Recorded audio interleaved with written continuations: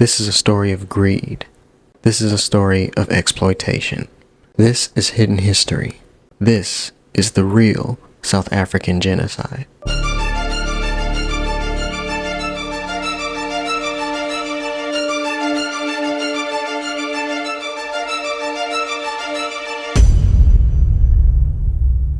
The history of South Africa starts off over 350 years ago in the 17th century. At this time, the Dutch Empire was the preeminent power in the world, and the Dutch East India Company, their state-sponsored monopoly, had control of many colonies. One of their traders, a man named Jan van Riebeeck, was sent to southern Africa to scout a potential new colony for the Dutch East India Company. What was interesting about Jan van Riebeeck is that he had been dismissed by the Dutch East India Company before for violating their rules around personal trading. But he was later brought back to lead the expedition to create a colony in southern Africa. Creating a colony for the Dutch Empire in that location had been van Riebeeck's idea, so perhaps the Dutch East India Company felt obliged to bring him back so that he would be the one to found the colony. Regardless of their reasons, Jan van Riebeeck set sail and arrived on African shores in 1652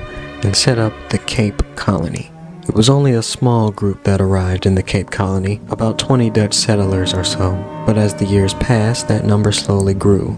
Jan van Riebeeck was the commissioner of the Cape Colony for years, and by 1658, the population of the Cape Colony had grown to about 200.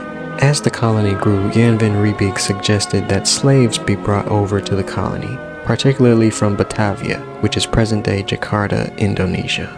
But the majority of their slave force would not come from there.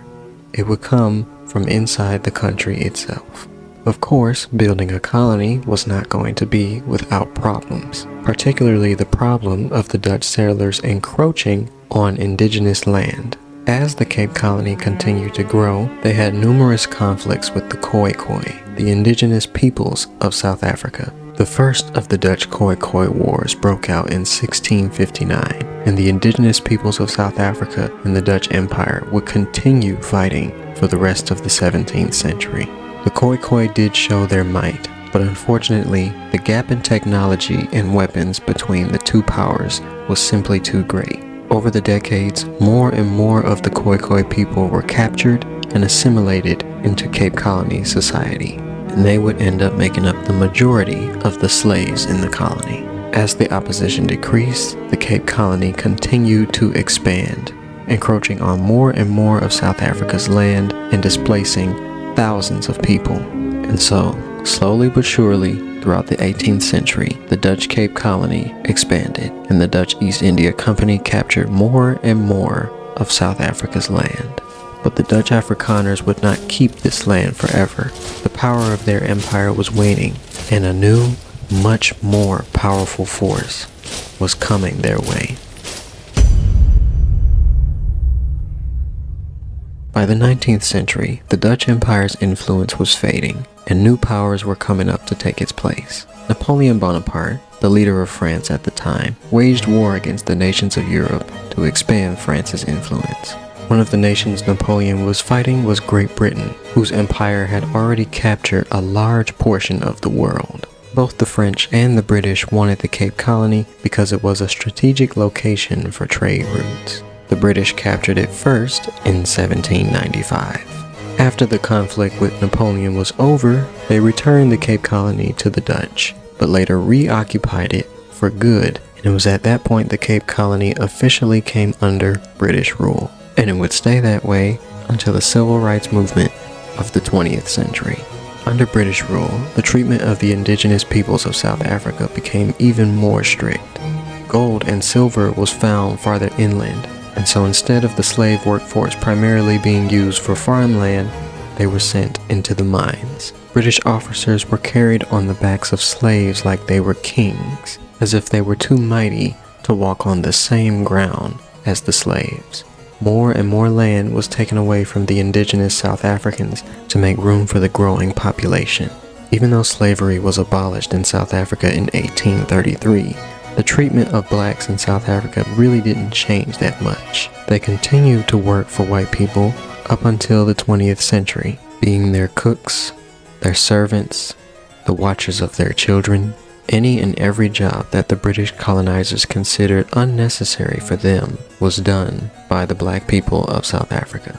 But in the 20th century, the work of one man would take the separation between the two races even further than before.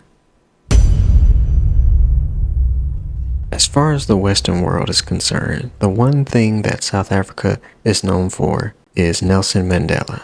And the second thing would be the system that he served 27 years in prison for to destroy. That system would be apartheid, the series of laws and regulations that made the lives of blacks in South Africa even harder than they already were. It lasted for 46 years, starting in 1948 and eventually being abolished in 1994. The architect behind the apartheid system was Hendrik French Verwoerd.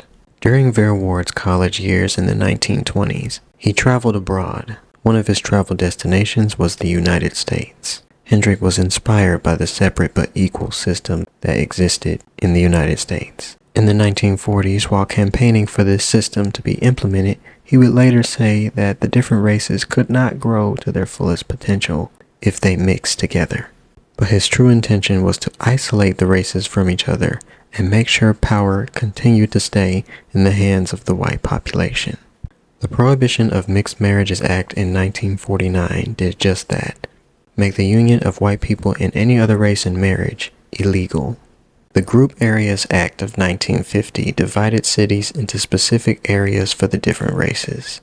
Of course, the whites received the majority of the central developed areas. The Native Building Workers Act allowed for the training of black people in construction, but they could only work in certain areas.